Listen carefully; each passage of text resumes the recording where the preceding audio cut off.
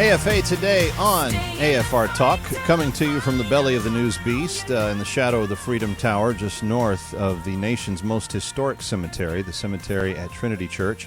And not far from us, if you're watching on the AFA channel, you can see the Brooklyn Bridge in a bright, crystal clear day today.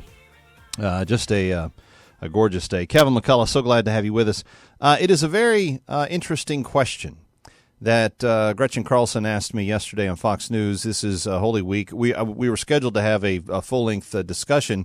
The three of us that were on the faith panel were given exactly one question each because they had to go to, a live shot of Joe Biden grinning at the Boston Memorial. But having said all of that, it was still a very interesting question that she asked me, and that is, Kevin, in this day in which there are certain indicators that show that people are rejecting faith altogether. They're, especially millennials, they're rejecting the Bible. 64% of them are. What do you do to bring them back? And my answer to her was, I think you've got to make it personal. I think you've got to make the gospel relevant to the individual. As long as they think the gospel is for someone else, somewhere else, there's no challenge in their own life to apply it to themselves. But if you can create a way in the conversation with someone that helps them identify themselves in the reality of the gospel, in other words, I'm a sinner, I need something to care for my sin, then the gospel becomes something that is of actual worth or value to the understanding of who they are. So I think, that's what I think. I think the gospel has to become personal. I think we've got to help them understand why it matters to them that the gospel is true. But what do you think? 888-589-8840, 888-589-8840. Let's talk to Al, calling from Oklahoma. Al, welcome. You're on with Kevin McCullough. So glad you're here. Thank you, Kevin. I almost hung up because you just nailed it with what you just said right there. I got one question for Gretchen, though, since she's asked you so many. Why was Joe Biden smiling with the shape of the country? But that's aside. Kevin, I did want to take some moment to speak for a bunch of your listeners who will agree with what I'm about to say. When Gretchen, a network news person, I really don't trust their integrity and their subjectiveness whenever they're asking any Christian a question. Sometimes it's loaded, and then excerpts of your response is taken out of context and misrepresents what you actually said. I want you and your listeners to nod with me right now or call you and tell you the same thing. You did a brilliant job of answering her question honestly, and I say with integrity and obviously with the authority of the Word of God, because what you spoke was not preaching, it was not pompous, it wasn't not anything other than a clear, honest response that really a good reporter, say for the vice president's smile that we all needed to see, I would have followed it and explain it more. But I'm going to now take time, if I may, to answer your question. Okay. And again, you just answered it for all of us. But I do like the fact that shows you know the answer. The answer is we're to be the witnesses of Christ. But you said it better than I. But the reason I think we need to not tell people what the Bible says, we need to show them daily that we depend on Him and we are better for it. And hopefully they'll say, well, if it's good for you, it's good for me. Because they can relate to Al and Kevin better than they can relate to John, Paul, George and Rigo. But I'm just saying, we need to be an example, and people question, look, the economy's falling, the government's messing up, we got all this integration, I got all this other stuff, blah, blah, blah, all the things wrong with the world. How is it you have such a peace in this? And that's when the door is open for us to let them know the peace we have, we don't even understand. It's beyond understanding. But I just know that I know because I've lived it. They don't want to hear verses. I think they want to hear proof of what the Bible says, and that's my shortest answer for you. Oh, you're so kind, Al. Thank you for your kind words, and thank you for your thoughtfulness. I really appreciate what you're saying there at the end, too. In fact, it's very in keeping with what Francis of Assisi said all the time. Preach the gospel, unfailing, and when necessary, use words. Preach the gospel at all times. And when necessary, use words. Let people get curious about the hope that is within you.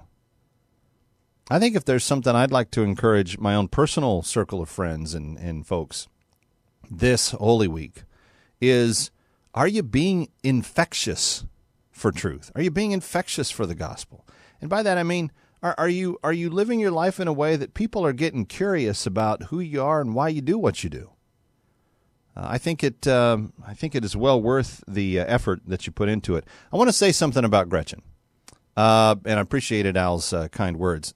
Prior to all of this, in fact, prior to me becoming the more permanent host of this broadcast, Megyn Kelly had invited me consistently, regularly, for a couple of years to be a regular contributor to her afternoon show. She's moved on to prime time. I've got a 3-year-old and a 1-year-old, and that schedule just hasn't really accommodated me. But when Gretchen called, and Gretchen took over in Megan's time slot, I had not had a chance to personally connect with her until yesterday. So one of her producers had worked for the Megan show, and I knew her for a long time, and thanked her for having me back. And when I went in to see Gretchen, they were on break, and I shook her hand, and I said, I appreciate what you do. And I said, you know what I want to thank you for is having a panel to discuss the issue of faith and why people are or are not paying attention to it in their life. And she shot a look right back to me. And when people are like, yeah, and they're listening, but it's going in one ear and out the other, she stopped. She turned and she looked at me and she goes, well, my grandfather was a minister. And she said, so faith was always important to us growing up. She said, but beyond that, I teach Sunday school, and I believe. And boom, the clock was rolling, and they were on to the next, she had to read her entry for the next segment, and then she introduced us and did our thing, and then she went to the breaking news story. So it was interesting that she wanted to affirm to me, I am a believer. And I even teach Sunday school. I don't know that there's a lot of news anchors in New York City, even at Fox, that would admit to being Sunday school teachers. I just don't know. I don't know how many that would admit to doing that. So for her to do that was kind of, I don't know, I thought it was sweet. We'll if it's possible, at some point I'll try to get her on the broadcast here, because I think it would be fun to ask her about that element of her life and why she feels so important, strongly about it. 888-589-8840. But she asked me, what do we have to do to get people back in the church? And that's what you've been calling and responding to. John in North Carolina, you're next. Hi, John. Welcome. You're on with Calvin McCullough. Glad you're here. Well, thank you for taking my call. I'm a young pastor of a church in the South here. I'm 31 years old, so I'm part of the millennial generation. And technically, John, I hate to burst your bubble. Yes, I understand. Yeah, you're 2 years outside of it. Do you feel old now? I'm 31, and does that make you feel old now? Oh yes, yeah. When I turn 30, it makes a big difference. But go right ahead, friend. One thing I've noticed, I'm a third-generation pastor as well, and the cultural shift has changed a little bit, and it went from a little bit? Yeah, a little bit, a good deal. It went from Mayberry to what we got today. People no longer sit on the front porch and wave at people as they go by. Everybody's on their back grilling out and behind the privacy fence. So the way we're going to reach people, I think, is by being excited ourselves. We're going to get people into church excited. So it's like going to your favorite restaurant. You get excited, you try it, and it's nice, and you go tell all your friends about it. And that's the only way we're going to have to do it. It's like you were saying earlier, it's living the gospel to us. It's living it for other people to see it. And at the same time, when they do come, there's a lot of, with the young people I'm seeing, that the traditional way of having church, the timeless aspect, God is timeless. He doesn't change. But a lot of ways that church is conducted today isn't very appealing to the younger people. Interesting. And we've changed it a little bit, and we've actually got some college students starting to come to our services. And we've only introduced a little bit of contemporary music, and we've eliminated some of the more traditional styles of having church, I guess you can say. Because a lot of them find it boring, or the services start too early. They like to sleep in, and there's lack there's an aspect of laziness from their part that we have to consider too. But, oh, sure. The commitment level is a completely different thing nowadays. John, thank you for your call, and thank you for your intentionality in what you're doing. It's interesting because when I was speaking with Father Murray and Dr. Patrick backstage before we were on the broadcast yesterday, we were talking about the differences in generations.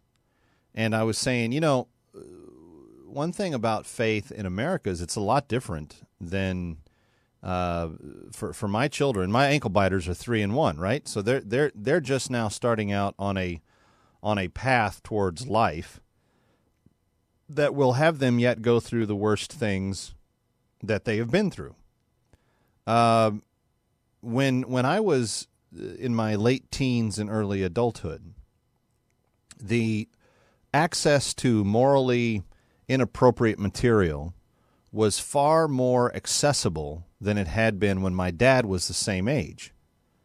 But it's nothing compared to what it is now. Now, why do you say that? Well, when my dad was in his late teens and early 20s, he had 3 broadcast networks on television.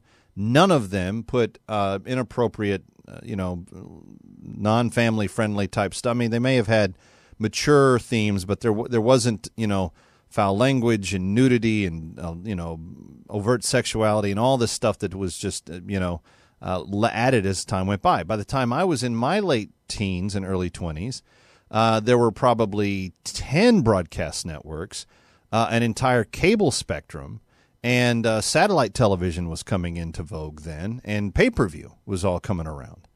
And the internet had still not really become anything yet.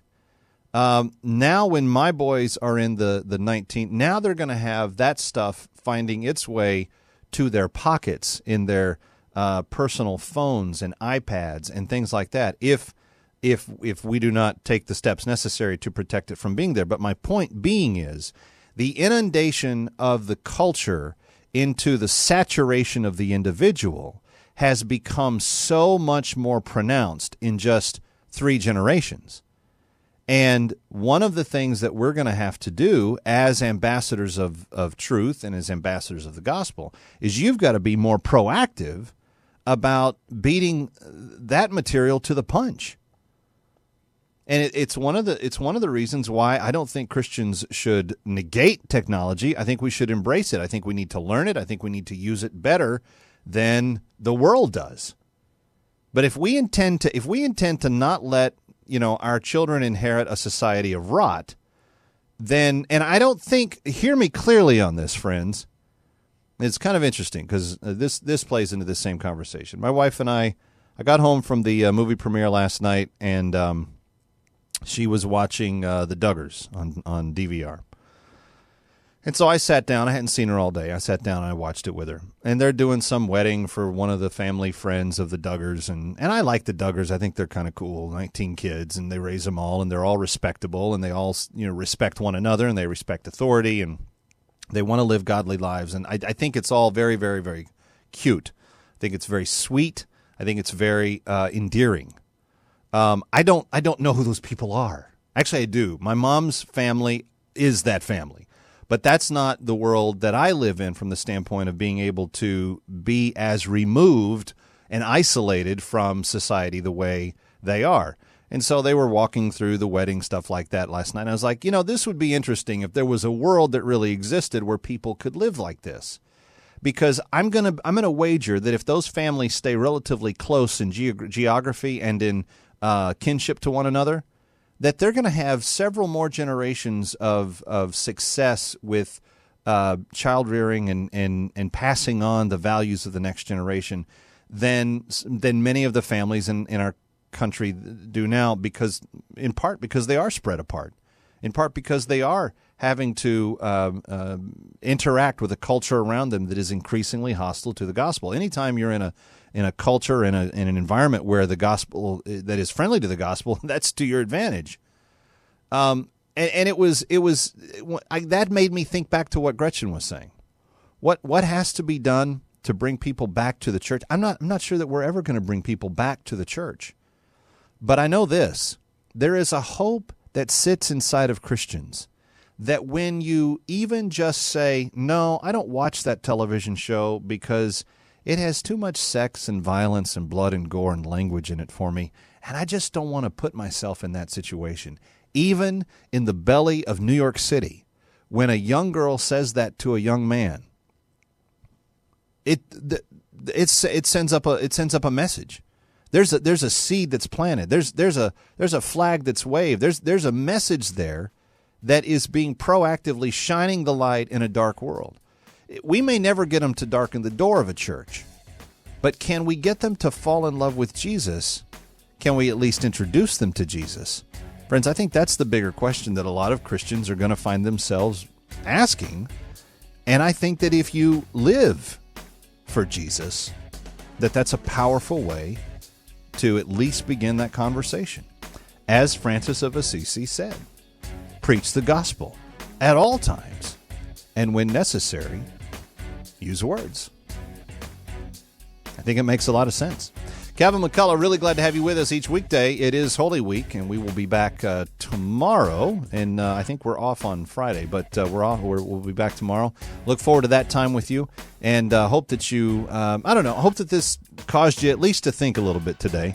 We want to obliterate confusion, amplify truth, and pursue clarity. So come on back and join us next time. AFA Today on AFR Talk. Up next, it's Focal Point. Brian Fisher, the Silver Fox, is in the house, and he'll be breaking down all of the day's news, including the very latest in what's going on the front pages of everywhere. And so stay tuned. You'll want to not miss a minute of Focal Point today, as well as the rest of the great lineup here on AFR Talk. I'm Kevin McCullough. We'll see you tomorrow.